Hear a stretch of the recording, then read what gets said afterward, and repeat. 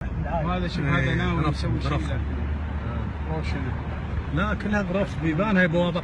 سبحان الله يفتخرون بالبوابه اكبر من الغرفه من داخل. على حسب الغنى المفاخره ظاهر بالبوابات سبحان الله. كويس بعض منهم ينحتون.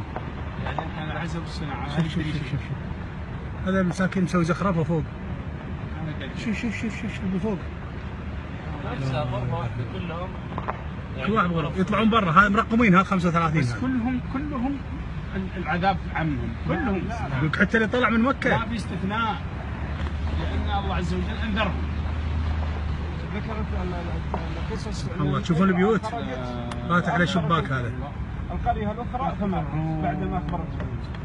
والرجل اسمه رعال، هذا كان في الحرم. رعال نعم. فعندما خرج من الحرم مات.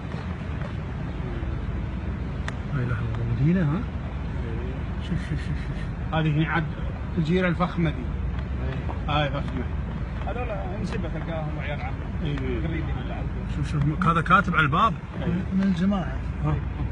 يلعبون كوره افتخار. شوف اسمه كاتب على الباب. وين قصر البنت؟ فوق البنت. هذا القصر الضخم بعد. ترى الكلام كله مسجل.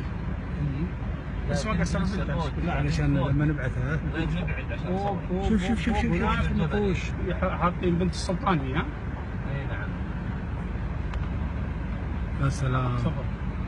سبحان الله. عظمه. طالع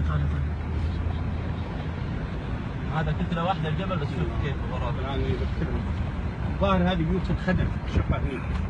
هذه جاسم شوفها. هذه للخدم او لفلوس الفقراء.